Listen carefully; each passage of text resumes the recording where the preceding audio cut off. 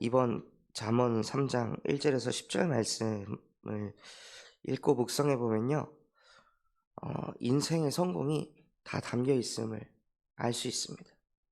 사람들이 그토록 원하는 장수하는 비결, 어떻게 하면 평안할 수 있는지, 또 어떻게 하면 건강할 수 있는지, 또 인생의 길이 미래를 어떻게 해야 올바른 길로 미래를 두려워하지 않고 불안해하지 않고 갈 수 있는지, 또 사람들이 그토록 원하는 그 경제의 응답은 어떻게 하면 따라오는지 이번 잠언 3장 1절에서 10절에 보면요. 전부 다 기록되어 있습니다. 그래서 성경을 인생의 바이블이라 합니다. 인생을 어떻게 살아야 할지, 어떻게 인생을 꾸려가야 될지 제대로 가르쳐 주지 않습니다.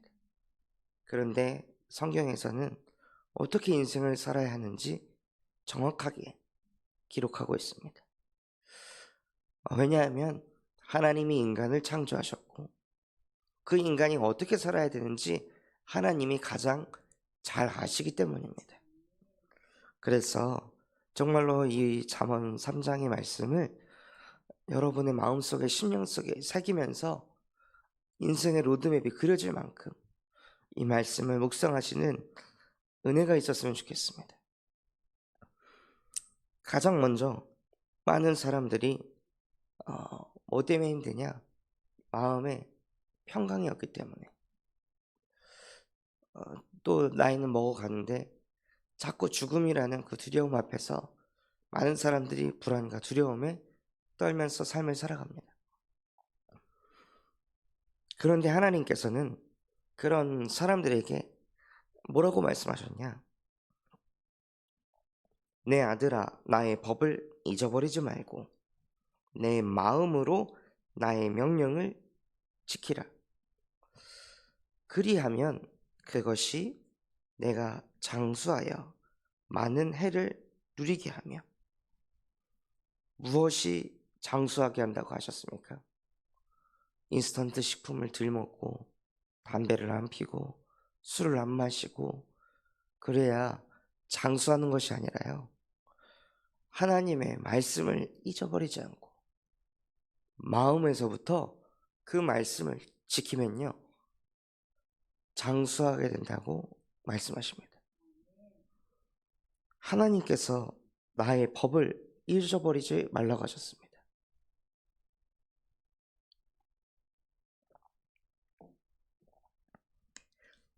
성경에서 특히 구약에서 지속 반복적으로 잊어버리지 말라고 하시는 게 무엇일까요?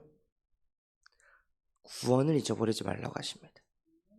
애굽의 종되었던 너를 구원한 나는 여호와다. 그런 나를 잊지 마라. 결국 뭘 잊지 말라고 하십니까? 복음을 잊지 말라고 하시는 겁니다. 그리스도를 잊지 말라고 하시는 겁니다. 이것을 네 마음에서부터 지켜라. 다른 것을 지키는 것이 아니라요. 내게 주신 예수 그리스도의 복음을 지키라는 거예요. 다른 그 어떤 것에 그 복음을 빼앗기지 말라는 거예요. 이스라엘 백성들이 출애굽을 하고 나서 그 마음에서부터 그 복음을 지키지 못하니까 잠깐 모세가 잠시 자리를 비운 사이에 이스라엘 백성들이요 다시 또 원래 하던 체질로 돌아가서 금송아지를 만들고 거기다가 절을 하면서 우상을 숭배합니다. 왜 하필 또 금송아지일까요? 경제. 아직도 경제에 딱 잡혀 있으니까 경제 가지고 뭘 만들어 갖고 그거 갖고 우상을 숭배하는 거예요.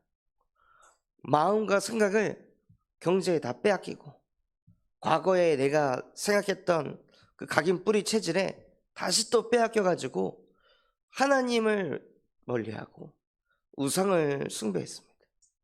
그러니 어떻게 됐습니까? 이스라엘 백성들이 수명이 줄었습니다. 이스라엘 백성들의 마음속에 평강이 사라졌습니다. 가나안 땅을 들어갈 수 있었던 이스라엘 백성들이요 하나님 앞에 범죄하니까 가나안 땅에 들어가지 못하게 되었습니다.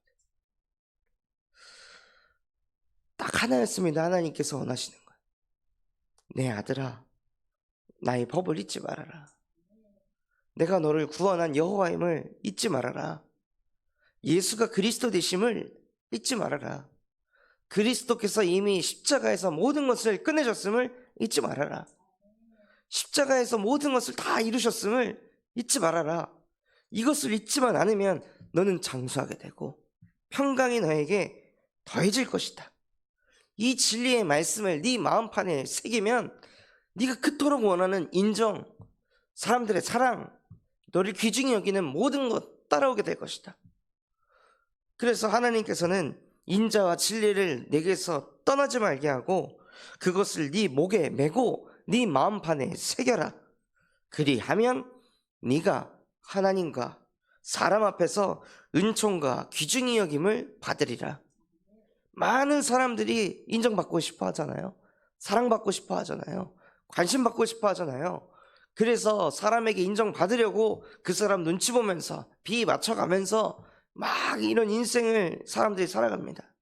그런데 진리의 말씀 성경에서는 사람에게 잘 보이려고 하지 말고 사람에게 인정받으려고 발버둥 치지 말고 그러다가 오히려 비 맞추려고 하다가 상처받고 더 마음의 아픔만 새기는 것이 아니라 여호와의 말씀을 네 마음판에 새겨라.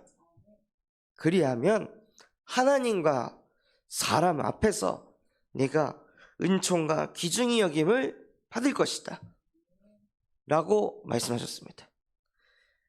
모세가요, 처음에 하나님이 부르셨을 때 이스라엘 백성 앞에 가기 전에 누가 나를 인정해 주겠습니까? 누가 나를 알아주겠습니까? 내가 누구이길래 이스라엘 백성들이 내 말을 듣겠습니까? 라고 했었습니다. 그런데 이스라엘 백성들이 모세가 사라지니까 모세가 없어졌다 라고 막 사람들이 벌벌벌 떨잖아요. 왜 이렇게 됐을까요?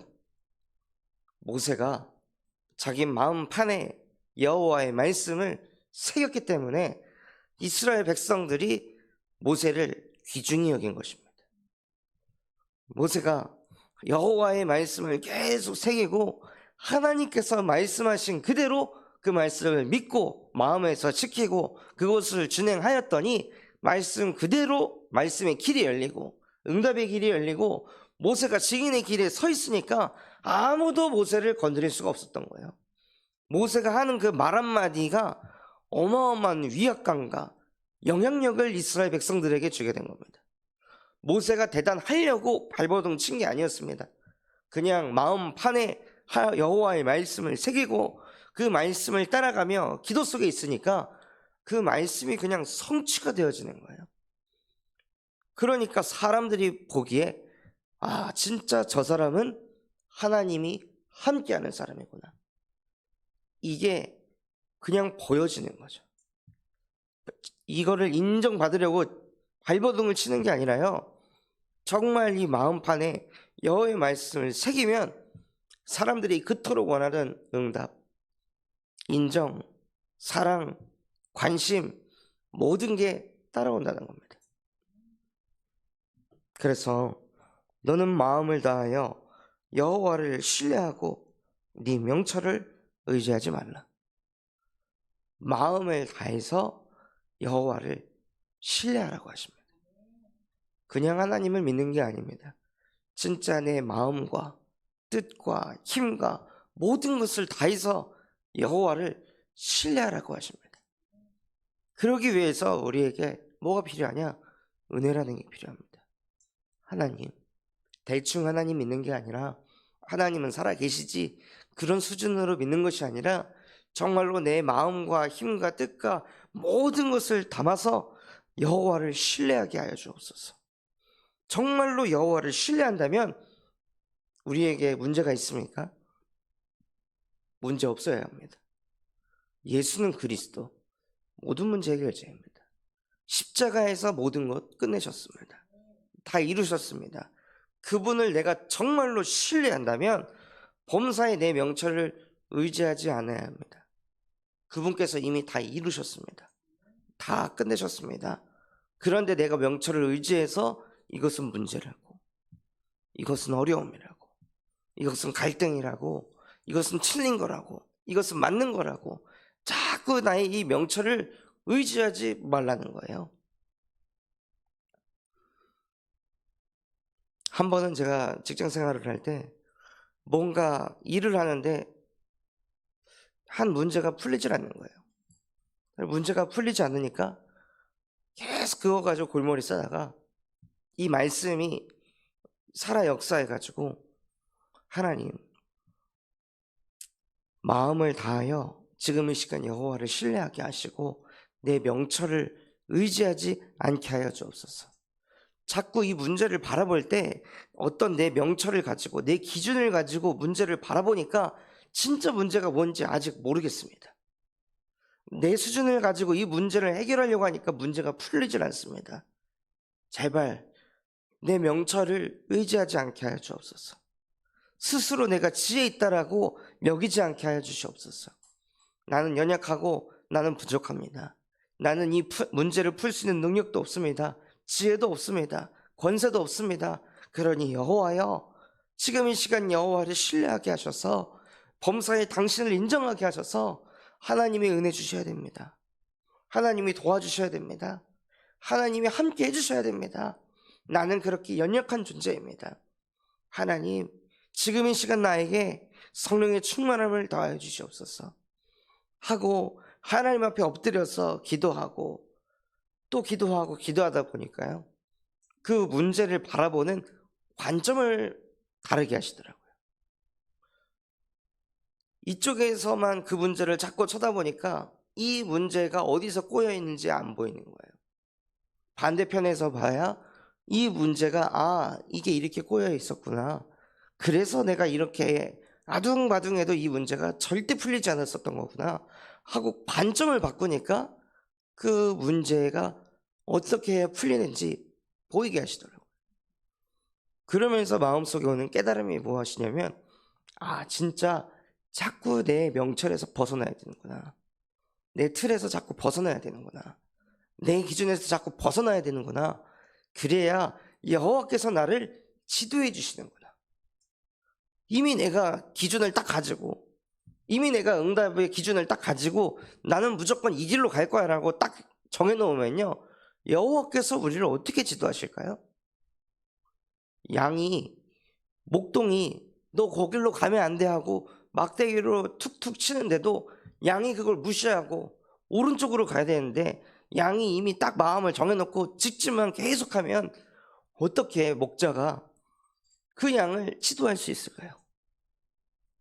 그런데 우리도 모르게 다 이미 결론을 내고 하나님께서 나의 결론을 위에서 마치 역사하기를 바라고 있다는 거예요. 그래서 하나님이 첫 번째 뭐라고 하셨냐? 네 마음을 지키라고 하셨습니다. 우리의 마음속에 내 동기를 집어넣어놓고 내 욕심을 집어넣어놓고 내 기준과 뜻을 집어넣고 이렇게 돼야 돼 무조건, 이걸 다 정해놓고 하나님의 인도를 받으려 하는 게 아니라요, 마음을 지키라고 하셨습니다. 동기로부터, 내 욕심으로부터, 내 정욕으로부터 마음을 지켜라. 어떻게 지킬 수 있습니까? 예수가 그리스도가 될 때, 나를 이 죄와 사망의 법에서, 육체와 마음이 원하는 본질상 진노의 자녀에서 여호와께서 나를 해방하셨습니다.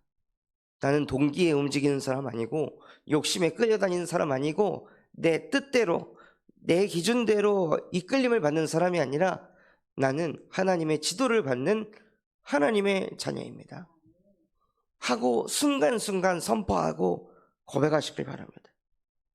그리하면 내 길을 지도하시리라. 하나님이 내 인생을, 하나님이 나의 오늘 하루를, 하나님이 나의 작은 선택들을 지도하신다는 것을 보게 될 것입니다. 그래서 스스로 지혜롭게 여기지 말지어다. 많은 독서를 하고 많은 공부를 하고 학위를 얻고 또 삶을 살아가면서 뭔가를 자꾸 응답받고 성취하다 보면요, 스스로 똑똑하다고 여기게 됩니다. 스스로 지혜 있다라고 생각하게 됩니다. 그 지혜가 자기 자신을 잡아먹습니다. 그 지혜가요, 우상이 됩니다. 그렇게 이 잠언을 썼던 솔로몬도 자기가 하나님께서 주신 지혜를 가지고 있으니까 뭘 놓쳤냐? 마음 지키는 걸 놓쳤습니다.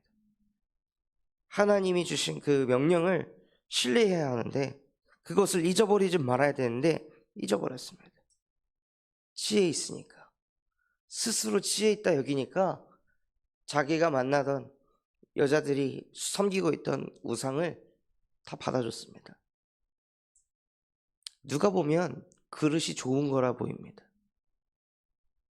이 여자의 종교도 받아주고 저 여자의 종교도 받아주고 이 여자가 섬기는 신도 그래 섬겨줄게, 다 받아줄게, 난 그릇이 크니까.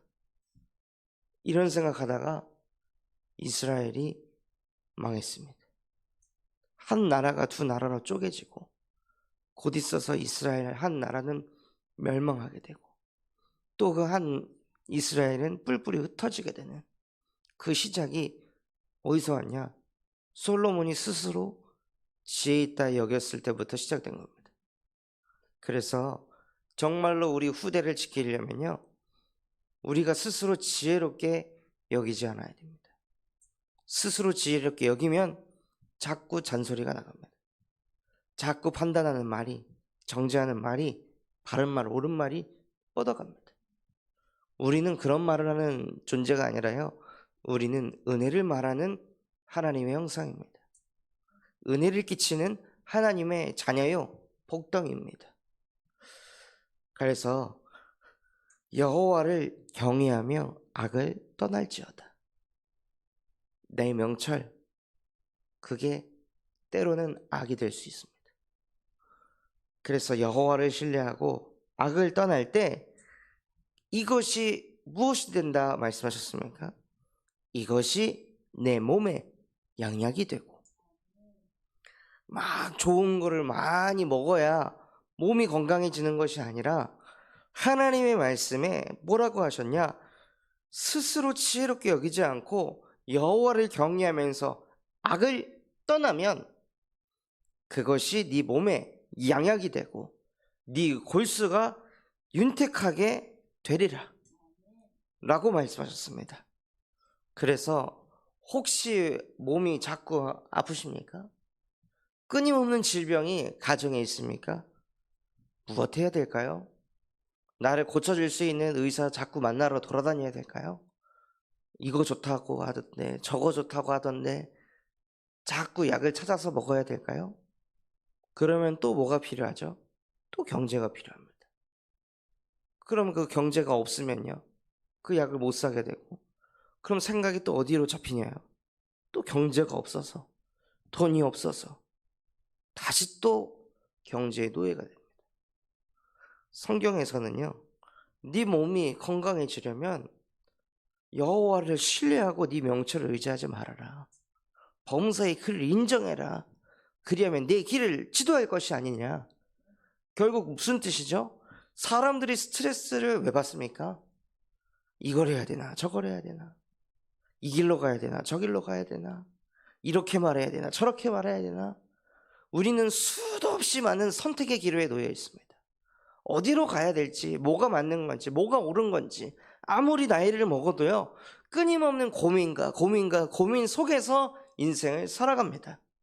그런데 그 순간순간마다 스트레스 받고 고민하고 염려하고 걱정하고 불안하고 두려운 것이 아니라 그때그때마다 우리가 선택해야 되는 모든 순간마다 여호와께서 우리와 함께 하셔서 여호와께서 우리의 인생을 지도해 주신다면 얼마나 평안하고 행복하고 감사할까요? 얼마나 은혜가 넘칠까요? 모든 순간 속에서 하나님의 은혜가 자꾸 느껴지니까 자꾸 입에서는 감사가 나오고, 하나님 감사합니다, 하나님 고맙습니다, 오늘도 하나님이 나와 함께 하시니 내 마음이 풍족합니다, 든든합니다, 힘이 납니다. 여호와가 나의 배경이요, 여호와가 나의 능력이십니다, 여호와가 나의 지혜이십니다. 나는 그래서 여호와가 목자 되셔서 부족하지 않습니다. 이런 응답을 매일매일 계속 받는다고 생각해 보세요. 그 사람의 건강이 어떻게 될까요? 그 사람의 정신, 그 사람의 마음, 그 사람의 하는 말, 행동, 표정, 아마 모든 것이 재창조될 것입니다. 그래서 정말로 스스로 지혜롭게 여기지 않는 은혜가 있으시길 바랍니다. 또한 내 재물과 내 소산물의 처음 익은 열매로 여호와를 공경하라. 그리하면 내 창고가 가득히 차고 내 포도즙 틀에서 새 포도즙이 넘치리라. 사역을 해보면 대부분의 사람들이 이 응답을 받고 싶어 합니다. 창고에 경제가 가득 차는 것, 통장에 경제가 가득 차는 것, 이 응답을 받고 싶어 합니다. 그런데 구절과 같이 삶을 사는 사람들은 너무나도 적습니다. 내 재물과 내 소산물의 처음 익은 열매로 여호와를 공경하라고 하셨습니다. 처음 익은 열매, 무슨 뜻이냐? 처음부터 경제를 얻으면 처음부터 가장 먼저 해야 될 것이 무엇이냐? 여호와를 공경하는 것입니다. 하나님이 주신 이것에서 내가 하나님께 드립니다 하고 하나님께 드릴 것을 먼저 빼놓는 거예요. 그러면 네 창고가 가득히 차고 내 포도즙 틀에서 새 포도즙이 넘치리라. 이렇게 하려면 무슨 뜻일까요? 처음 익은 열매를 여호와를 공경한다는 것은 무슨 뜻일까요? 잘 생각해 보면요, 묵상을 해보면 여기에도 하나님의 뜻이 숨겨져 있습니다. 경제를 얻었는데 처음 익은 열매를 여호와께 공경한다. 경제에서도 여호와를 본다는 거예요. 경제를 보는 게 아니라 경제를 얻을 때도 여호와가 생각난다는 거예요. 그게 여호와를 범사에 인정하는 거죠. 내가 응답을 받아도 여호와를 먼저 떠올리는 거예요. 막 응답받은 거에 들뜨는 것이 아니라 경제 왔다고 이거 가지고 뭐 할까? 뭘 살까?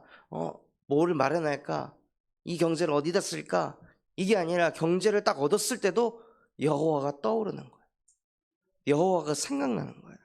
얼마나 여호와가 좋으면, 얼마나 여호와와 함께하고 있었으면, 그 영적 상태가 얼마나 하나님과 함께하는 그 축복을 누리고 있으면요, 경제를 얻어도 하나님 생각하는 거예요.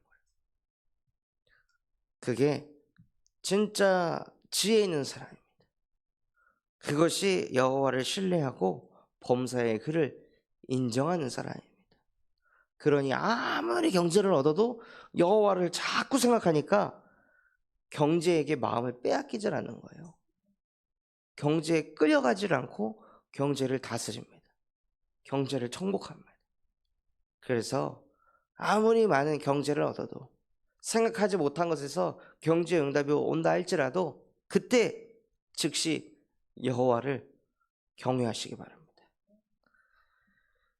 그래서 정말로 하나님께서 창고를 가득 차게 하시고 내 포도즙이 새 포도주처럼 넘치리라. 진짜 이 경제가 부족한 게 아니라 차고 넘쳐서 세계복음을 하는데 조금도 부족함이 없도록, 세계 선교하는데 조금도 부족함이 없도록, 교회에 또 후대를 살리는 그 일에 조금도 부족함이 없는 그러한 빛의 경제의 응답들을 우리 모든 성도분들이 다 함께 누리시는 그 은혜가 있었으면 좋겠습니다. 그래서 정말로 내 아들아, 나의 법을 잊어버리지 말고 마음에서부터 그것을 지켜라. 그래서 하나님이 우리에게 주신 이 복음을 잊지 않고 이 복음의 말씀이 우리의 마음판에 새겨지는 오늘 하루 되시기를 예수 그리스도의 이름으로 기도하겠습니다. 받은 말씀 붙잡고 합심해서 기도하겠습니다. 하나님, 정말로 하나님의 말씀을, 예수 그리스도의 이 복음을 잊어버리지 않게 하시고 이것을 우리의 마음판에 새길 수 있도록 은혜를 베풀어 주시옵소서.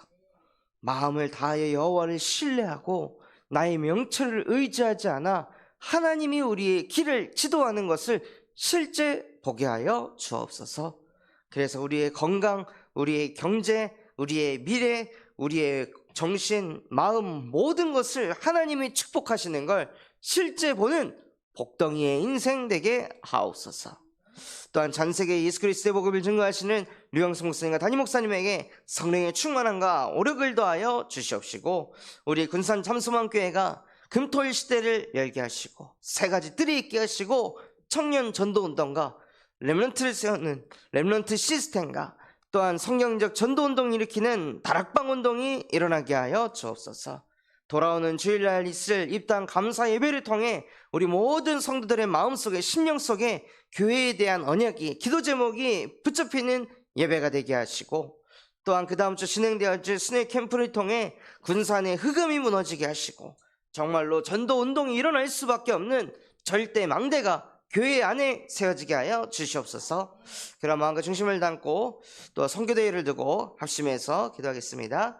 하나님 아버지 감사합니다. 하나님, 오늘 우리에게 말씀 주신 것처럼 너희는 나의 법을 잊어버리지 말고 네 마음에서부터 그것을 지키라 말씀하셨습니다.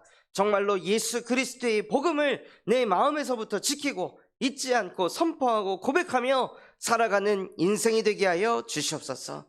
그래서 내 마음판에 상처를 새기고 경험을 새기고 내 깨달음, 내 지식을 새기는 것이 아니라 오직 복음의 말씀만이 내 심령과 마음속에 새겨지는 은혜가 임하게 하여 주시옵소서.